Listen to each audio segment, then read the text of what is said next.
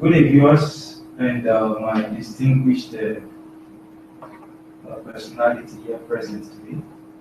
This day we are considering the topic data analytic and its relationship with environmental and social impact assessment.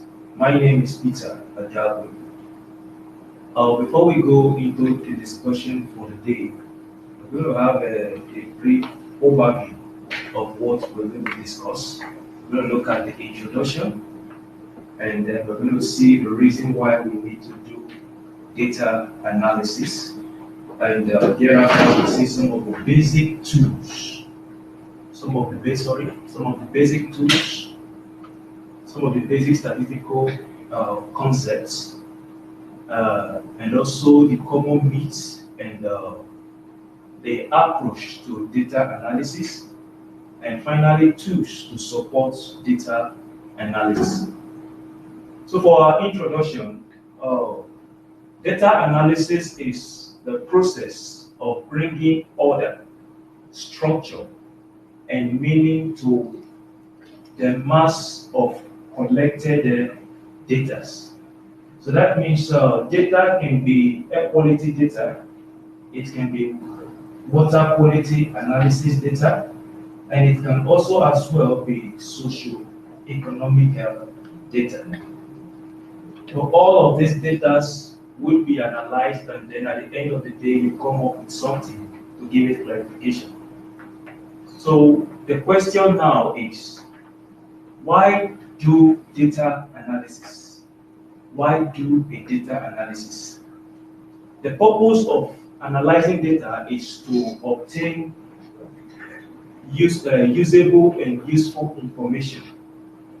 The analysis, irrespective of whether the data is qualitative or quantitative, may describe, number one, describe and summarize the data.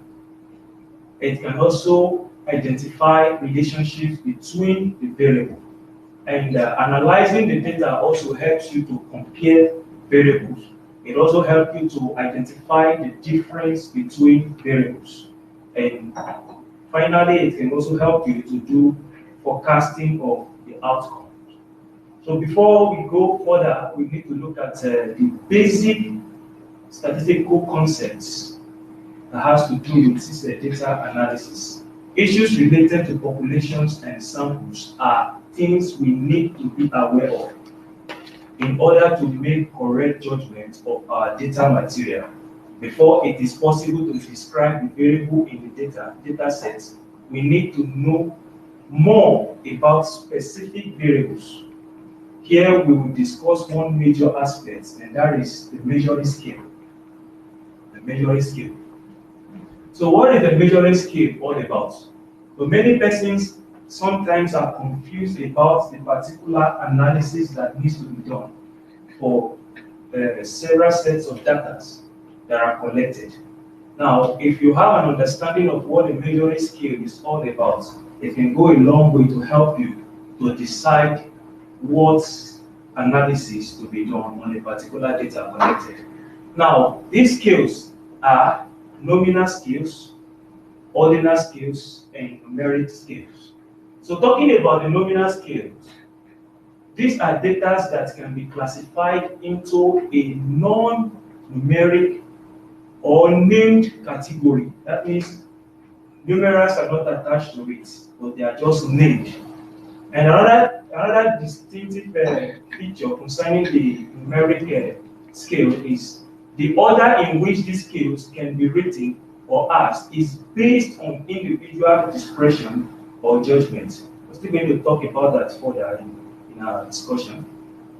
Now, the ordinal scale. Ordinal scale is similar to the numeric scale.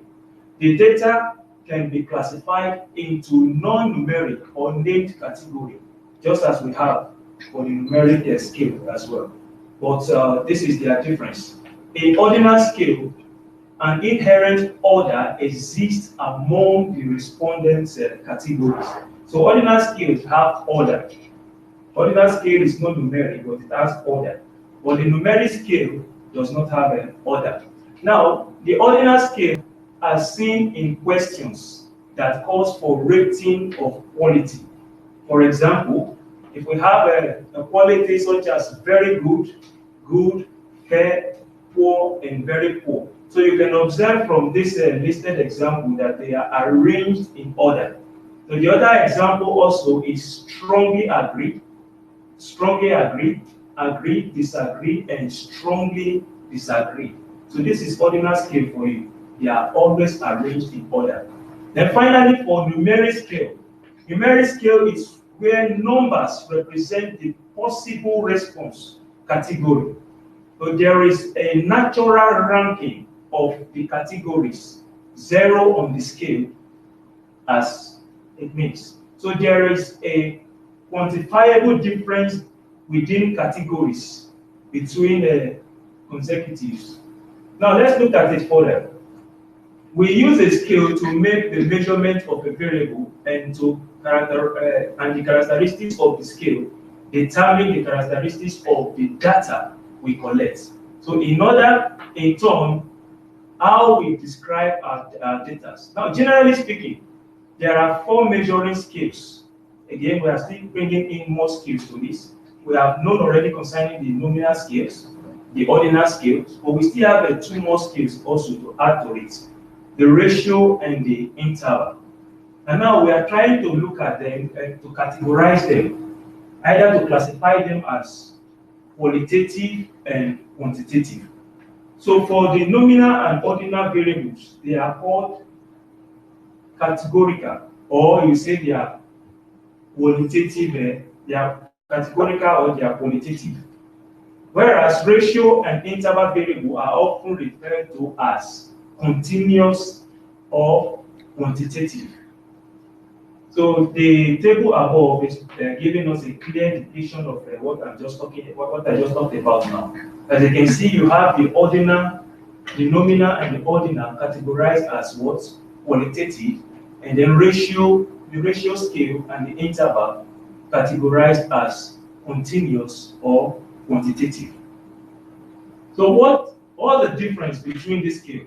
So the next question that might come to your mind is you want to know the difference between these scales. Now, further difference that can be established is that these scales differ in 3 important ways.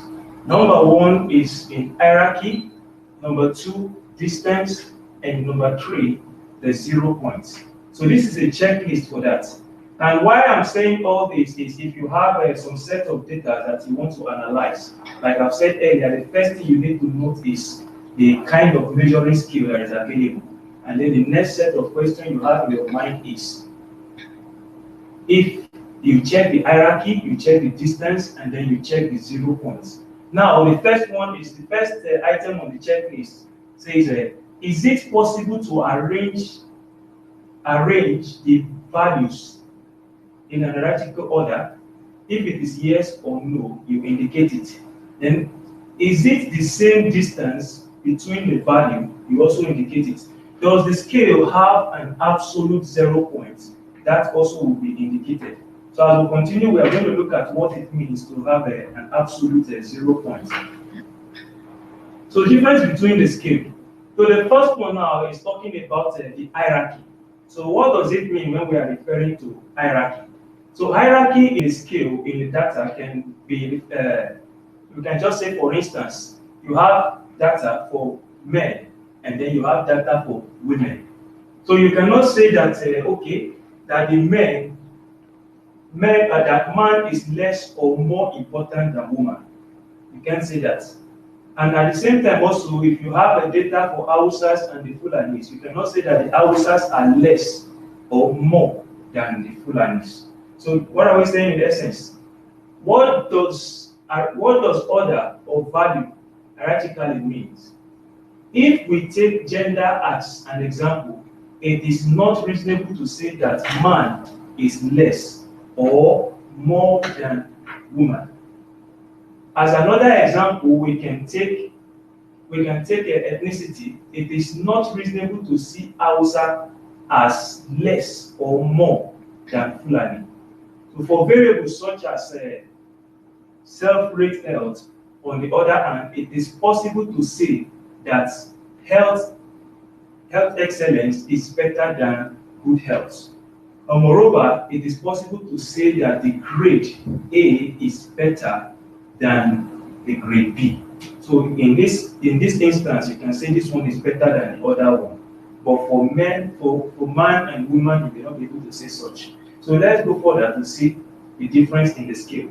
Now, what about distance? What does distance mean? What does distance mean? If we take annual income of average host community member, for example, we know that 1 million naira is twice as much as 500,000 naira. So that is on the distance notes. So from this very one now, you now know that there is a margin in between. And also, if you're also looking at 2 million naira, maybe average annual income, and then the 1 million naira average annual income, you still have some distance in between. So that means there is distance in the scale. And at the same time also, the same logic applies to variables such as age. So you still have distance, you still have 2 years, 4 years, and then you have 6 years and 8 years. Obviously, they have some difference in value. So once you see the difference in value, you can go back and tick the checklist, either a yes or a no. The final one now is the absolute 0 point. So what does it mean to have an absolute 0 point? So that is, it means that the scale cannot have a negative value. It means that the scale cannot have a negative value. For instance, you are talking about the years of a person.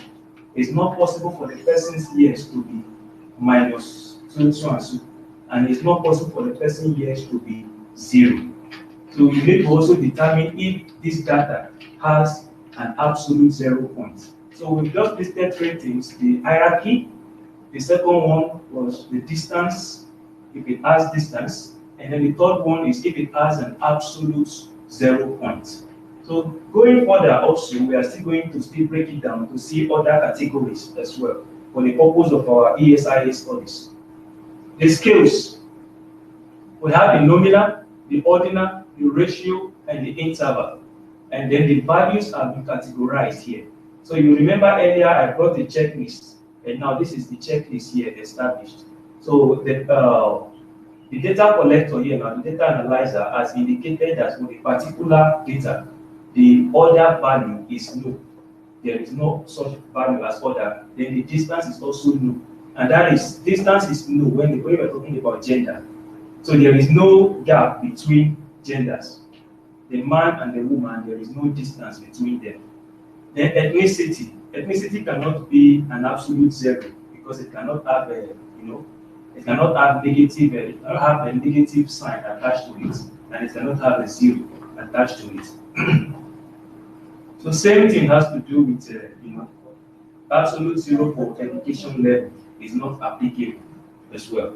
So where can the distance, same distance apply? Like I said earlier, community income, definitely there is distance in between the income. So that can be taken as a yes. Then the types of value, we have 2 types of value. We have the discrete value, and then we have the continuous value. So for the discrete value, an example of it can be man, woman, probably the color green, car, and house. Those are discrete values in data. Then continuous values can assume any value along a scale, such as maybe 3.5 years or maybe 58.3 seconds, and so on. So for the types of value, so this is just what I just said. Now these are discrete. Discretes are all value, they are just involves. Then continuous can be any value. Then what are some of the common myths that we have with data analysis? There are some reports that you see, and then these reports are not well supported with a very good analysis of the data. Now, some of these myths might be responsible for it. Now, complex analysis and big words impress people. So there are people that they think that instead of analyzing the data, all I need to do is just to make it very complex. and then include some big words to it. So once there are big words, then there is no need analyzing it. And that is not correct. So the truth is, most people appreciate practical and understandable analysis. So if you want to carry your audience along, there is need for you to be practical. There is need for you to be practical, and there is need for you to make the analysis as clear as possible. Another myth is analysis comes at the end after all the data are collected. Analysis comes at the end after all the data are collected, and that is not also correct. So that means before you even go out to the field to probably do your data gathering exercise, there is need for you to have the endpoint in mind. So you having your endpoint in mind will also help you in your analysis. So now the response is that we think about analysis upfront so that we have the data we want to analyze. So you need to have an idea of the analysis even before you commence the data gathering exercise. Why? Because this will help you by the time you are seated to begin to analyze your data. Then quantitative analysis is the most accurate type of data analysis, and that is not also that correct. We still have some other data analysis. Quantitative also is also very good as well. So some think numbers are more accurate than word, but it is the quality of the analysis process that matters. So it's not all about the numbers. Some data can also be presented in words as well. So then the myths continue. So what are the other myths that we still have? Data have their own meaning. Data have their own meaning. And that is why you see in some reports, the report will just end with the data, and then there is no interpretation given to the data. So all data must be interpreted. Numbers do not speak for themselves. All data must be interpreted, and numbers do not speak for themselves.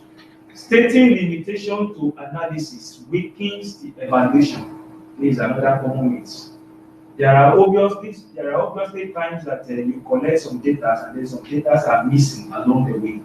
So it is very good for you to state some of the limitations that you encountered and some of the reasons why these data were missing. Why do you need to do that? You need to do that, and if you do that, it will help to show that you are honest, and then you are trying to take responsibility. You acknowledge your error. So these are very important. So all analysis have weakness. So just be rest assured that all analysis have its own weakness. So it is better for you to be very honest about the limitation you encounter in the course of the analysis. Then the final myth here says computer analysis is always easier and better.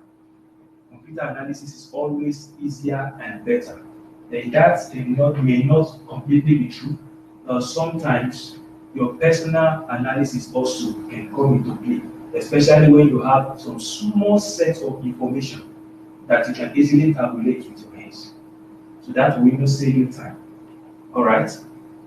So we're done with the common myths, and then we'll be able to discuss some of the skills, some of the skills for measurements. And now let us look at approach to data analysis. Or in case you are asking, how do I approach my data analysis? So these slides will give us an idea of what to do. Number one is organizing the idea. Organizing the idea. That is the first approach, organizing the idea. So organizing all forms, questionnaires in place. You are going out for a data gathering exercise, a socio-economic data gathering exercise. It is important that you have all your questionnaires in place. And then check for completeness and accuracy. Check your questionnaires to see if they are in line with standard. Check your questionnaires to see if they are relevant to what you are going to cite, to the data you are going to cite to collect.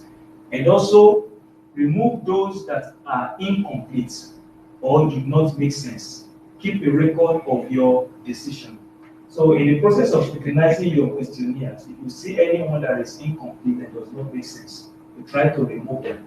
Then assign a unique identifier to each questionnaire. So if you have a questionnaire to do some survey, the survey of the household pattern, within the community. You can delegate that to somebody, and then if you have another questionnaire that is going to look at, the health challenges within the community, you can also delegate that to another person, so that each person will specialize in what he or she is going to do. Then the next item is enter your data. Enter your data. That is after you have collected your data on site. And you can either enter your data by hand or by computer. So you can do that with Excel spreadsheets, Microsoft Access. Then quantitative data, you can rely on SPSS, Google software. Okay? So then as soon as you've done that, then the next question you ask yourself is, which calculation do I use? Which calculation do I use? It depends upon what you want to know. So your choice of calculation depends upon what you want to know. And listed below are some of the questions of what you might really want to know or find out on site. The first one might be, do you want to know how many individuals checked each answers? And that is a question of frequency. So that means your calculation is going to come out in the form of frequency. Or you want to know the proportion of people who answered in a certain way. So trying to know the proportion of people who answered in a certain way, it will come out in percentage. Your calculations will come out in percentage. Your analysis will be in percentage.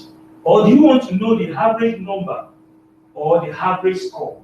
Obviously, the outcome of that analysis should be presented as mean. Or you want to know the mean value in the range of values or scores. That is the median. Or is it maybe a water quality test that carried out on many samples, about maybe 10 samples. So you want to know the range of their concentration. So the outcome of your analysis should present it in range. So when you ask yourself this question, you'll come out with a very good data. Then the third one is interpreting the information. Interpreting the information. Numbers do not speak for themselves. You need to interpret the information. If you carry out a water quality test, at the end of the day, you were able to get, the value of the concentration for each of the sample, and you relate it with the standard limits. There is also need for you to interpret those data. Why? Because the data will not speak for themselves. So interpretation is the process of attaching meaning to the data. Attaching meaning to the data for clarity's sake. Then interpretation demands fair and careful judgment. Often, the same data can be interpreted in different ways. The same data can be interpreted in different ways. So it is helpful to involve others or take time to hear how different persons interpret same information. So our interpretation to a particular data may vary. So in order for you to tackle some of those things, there is need for you to do wide range consultation. There is need for you to have a key stakeholders meeting. So within that very point in time, issues will be discussed concerning the data, and then the opinions and view of each of the stakeholders will be noted. In doing so, you have a clear and a careful judgment and interpretation to the data. So these steps are very important in order for you to have a good data. Number 4, I think that should be the final step, is discuss the limitation. I mentioned that earlier. Discuss your limitation. Still coming up again. It's very important. Discuss your limitation. So in writing your report, there is need for you to discuss all the limitations you've encountered. If 5 water samples were analyzed in the lab, we asked to analyze 5 water samples in the lab, and then at the end of the day, you analyzed 4 water samples. You have to state the reason why 4 water samples were analyzed. It may either be that the samples were misplaced when it was being transported to the lab. So all of these limitations need to be stated. It helps to show that your data are honest and they are reliable. And we've done, as soon as we're done with that, the next step to consider is we need to consider tools to support data analysis. Tools to support data analysis. So what are those tools that I will need to carry out data analysis? Or how do I present my data? Data can be presented in different formats that include table, graph, and then narratives. So you can present your data in form of table, in form of graphs, and then in form of narratives. So statistics is a tool that is useful in quantitative research, that is SPSS, also can be very, very useful. Then qualitative research uses non-statistical approach. Graphs can be used to present both qualitative and quantitative data. So these tools are very, very useful in data analysis. So now we're going to look at the descriptive statistics. Descriptive statistics. Now this is where the data are presented and the form with which these data will appear. So when you know about the measuring scale, we're done with the measuring scale, then the distributions of variables in our data sets, we can decide on how to best describe our variables. In this type of exploratory data analysis, we use a set of tables and graphs as well as measures of central tendency and variation. So now we are going to look at the following types of description, data description. The first one here is data are presented as tables. So they can either come as either frequency or in the gross form. And data can be presented as graphs. They can appear as bar charts, pie charts, histogram, or scattered plots. The data can also appear as a measuring of central tendencies such as mean, mode, and median. And it can also appear as measures of variation, such as you are looking at the minimum data and then you are looking at the maximum, but sometimes you require the range. So types of variables. These are types of description, and these are types of variables. Now we are going to look at, we are trying to categorize each of these descriptions that has been listed earlier according to variable. Remember we talked about, categorical and continuous variable earlier on, and then we did mention that categoricals are nominal and ordinal, and then continuous are ratio and interval. So categorical variables can be presented in form of pie charts, and then frequency table. And then the continuous variable can be presented as histogram, scattered plots, mean, median, minimum, maximum, range, and even a standard deviation. So graphs now, we are now looking at the types of the description that you give to your data. Graphic description, graph, includes flow charts, map, and graph of charts of data. So such graphics along with narrative interprets summarized statistics, table, overhead, and then a slide help construct a well-rounded and interesting presentation of the ESIA reports. So when your reports are full of graphs and maps, they help to do a very good presentation of your reports, such that your report can easily be understood by the reader. So graphs and charts. So we're going to look at the types of graphs and charts we have.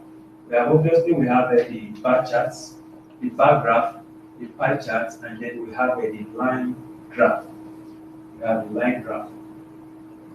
For the bar chart uses simple columns. The height of each column represents the value of a data point, making comparison of the data relatively easy. So bar chart will help you to make comparison of the data relatively easy. An example of a bar chart presentation can be in the form of the bar graph of pH, dissolved oxygen bacteria, or other water quality variables for which a standard value exists. So that means you can have your water quality analysis, the outcome of your water quality analysis, compared with the standard limits obtainable in the bar chart. So this will help understanding when your results indicates a problem. So the moment the bar chart will show the particular analysis that overshoots the standard limits, and once it's seen, it can easily be, it can easily indicate that there is a